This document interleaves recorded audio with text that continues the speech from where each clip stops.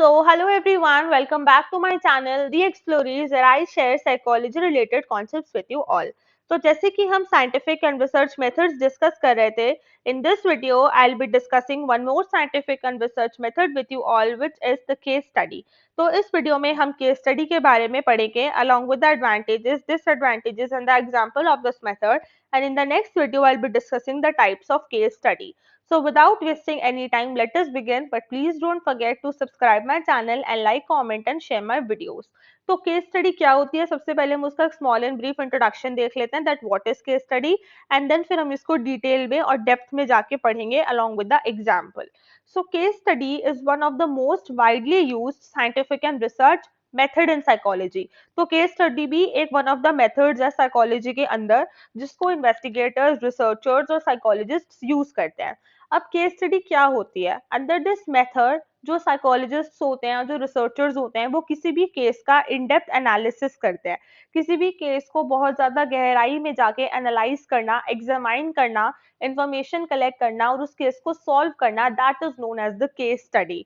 अब जो वो केस है वो क्या है? Case can be a problem, it can be a complex phenomena, topic, issue, concept, या फिर वो कुछ भी हो सकता है. तो अगर किसी भी केस के बारे में, किसी भी प्रॉब्लम के बारे में या फिर किसी भी कॉम्प्लेक्स फिनोमेना के बारे में अगर जो रिसर्चर्स और इन्वेस्टिगेटर्स बहुत गहराई में जाके, बहुत डेप्थ में जाके पढ़ रहे हैं, समझ रहे हैं किसी केस को, to solve the case, that is known as the case study method.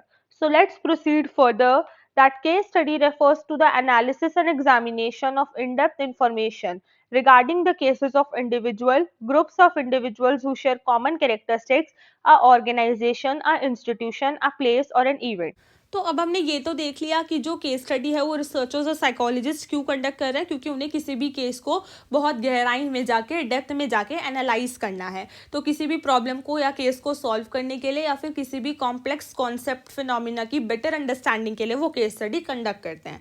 तो अब वो जो केसेस हैं वो किसके केसेस है, यानी कि केस स्टडी किसके ऊपर कंडक्ट की जा सकती है. So it can be a cases of individual.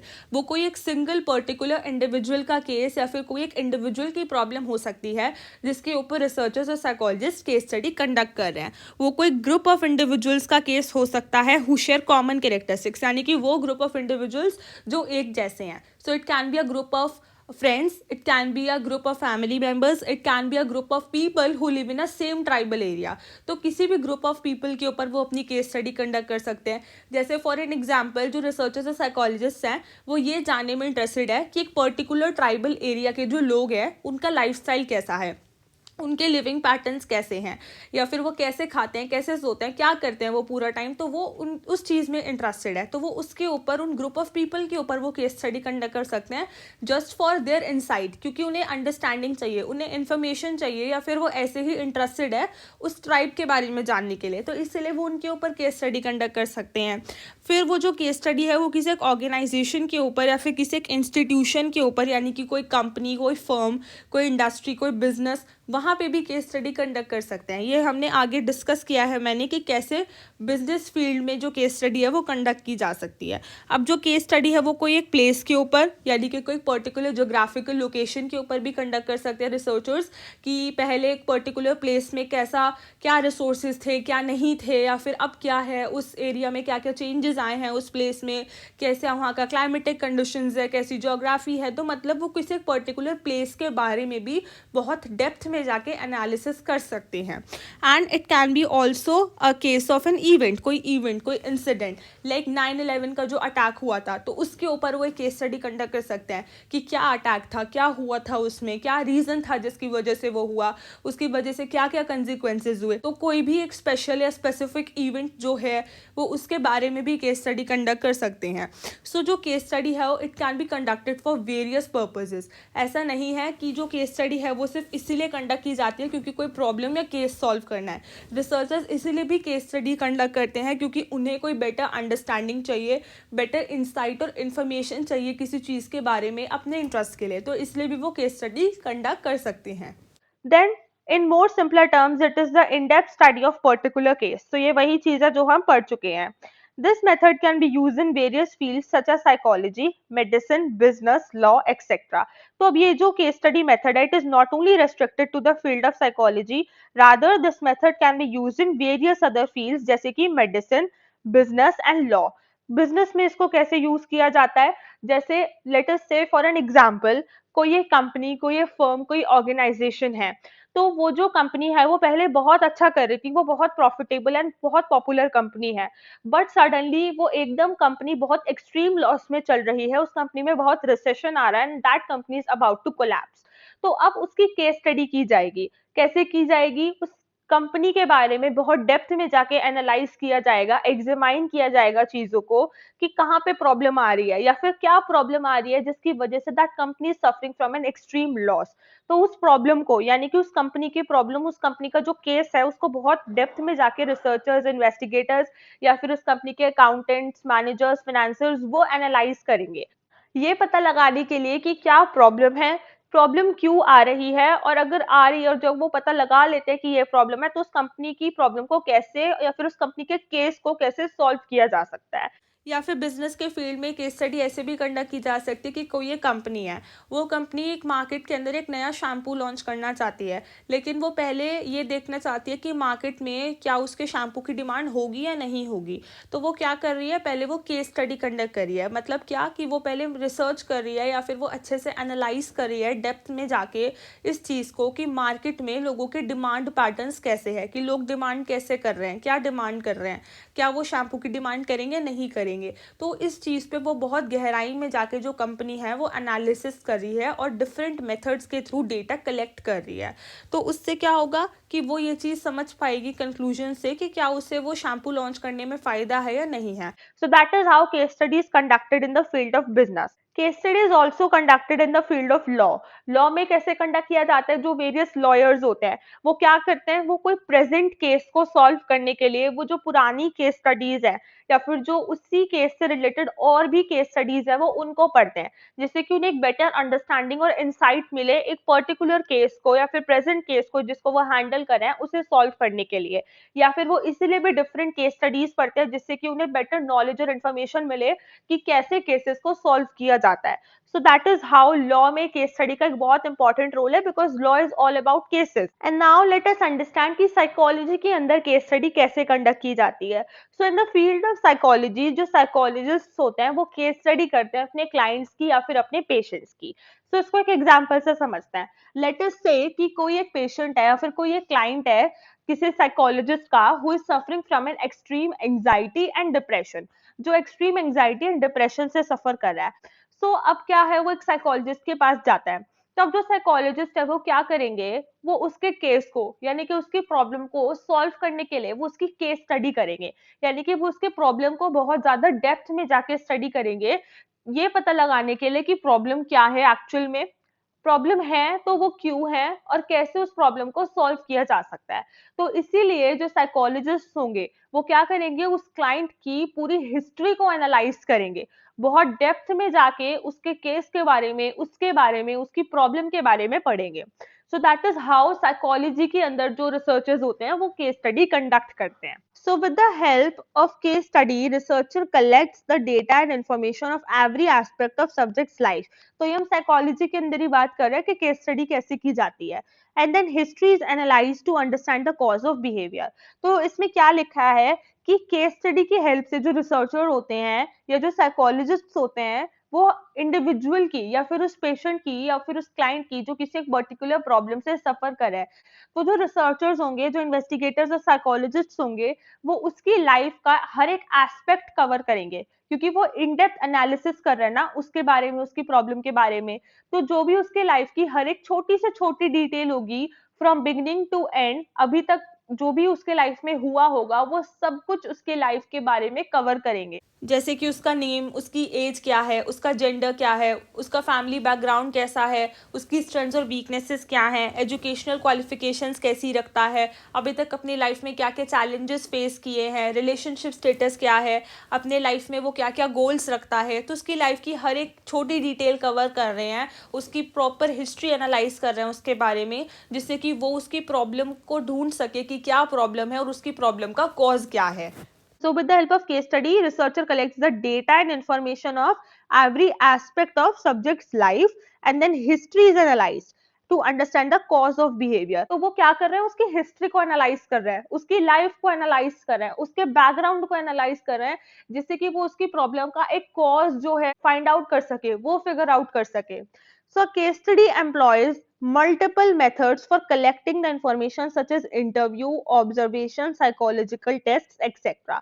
Information can be collected from the concerned respondent or the other respondents who are associated with the case or the concerned respondent.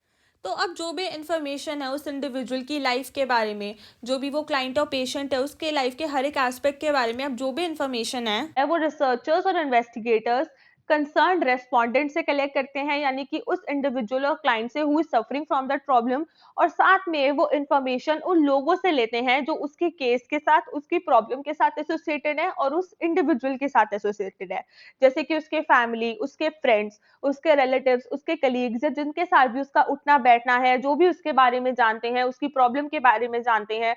तो जो researchers investigators होते हैं वो उनसे information collect करने की कोशिश करते हैं और कंसर्न इंडिविजुअल से इंफॉर्मेशन कलेक्ट करने की कोशिश करते हैं about the life of that individual, जिससे कि वो उसकी लाइफ की हर एक छोटी से छोटी डिटेल को कवर कर सके. और वो डिफरेंट मेथड्स यूज करते हैं इंफॉर्मेशन को कलेक्ट करने के लिए, like interview, observation, psychological test and many more other methods. वो एक ही मेथड को यूज करके सबसे इंफॉर्मेशन कलेक्ट नहीं करेंगे, वो या तो कंसर्न इंडिविजुअल का इंटरव्यू ले सकते हैं और बाकी सारे जो उसके फैमिली मेंबर्स है, रिलेटिव्स हैं, वो उनको कोई साइकोलॉजिकल टेस्ट दे सकते हैं, या फिर वो ऑब्जर्वेशन मेथड यूज कर सकते हैं. तो डिफरेंट सोर्सेज से डिफरेंट मेथड्स को यूज करके जो रिसर्चर्स, इन्वेस्टिगेटर्स और साइकोलॉजिस्ट्स होंगे वो इंफॉर्मेशन को कलेक्ट करेंगे about the case of that individual.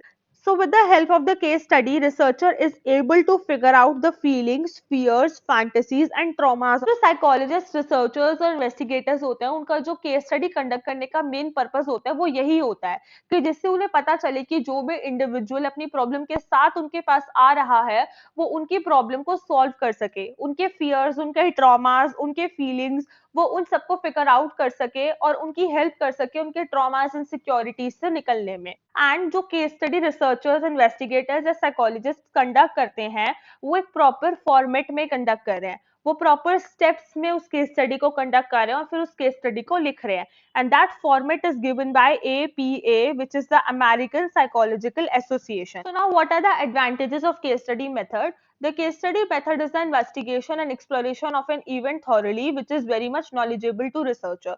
तो जब investigators, researchers किसी केस को बहुत डेप्थ में जाके thoroughly explore करते हैं और investigate करते हैं तो उन्हें बहुत ज़्यादा information मिलती है about the case and it is very much knowledgeable for them. And about the new phenomena, और उनको काफी ज्यादा न्यू फिनोमिनाज, न्यू डिस्कवरीज भी वो करते हैं केस स्टडी के दौरान.